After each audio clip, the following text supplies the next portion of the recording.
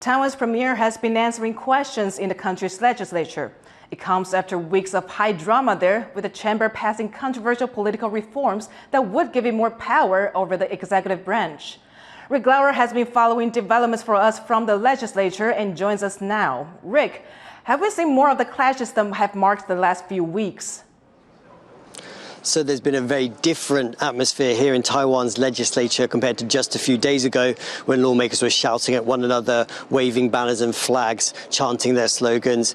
Now that there's been a kind of quiet, business-like atmosphere, the lawmakers here have been quietly listening to the premier as he lays out what his government plans to do in the following months and years.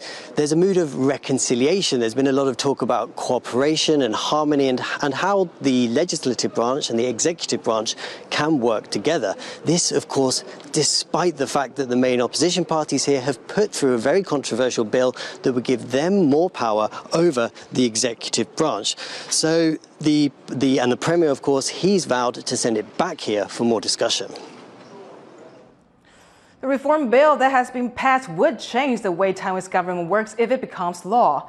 And the main opposition parties say they want more changes. Is Taiwan's political structure going to change?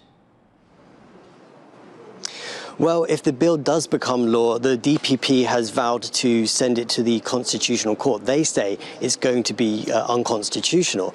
But the main opposition parties here in the chamber, they've already become quite emboldened.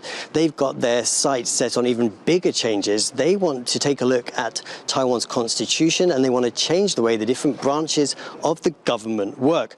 All this, of course, has caused major controversy among Taiwan's population and reawakened big political divide. So despite all the talk here today of reconciliation, when that bill gets sent back to this chamber, we're likely to see more theatrics inside Taiwan's legislature, and we're likely to see more protests on Taiwan streets.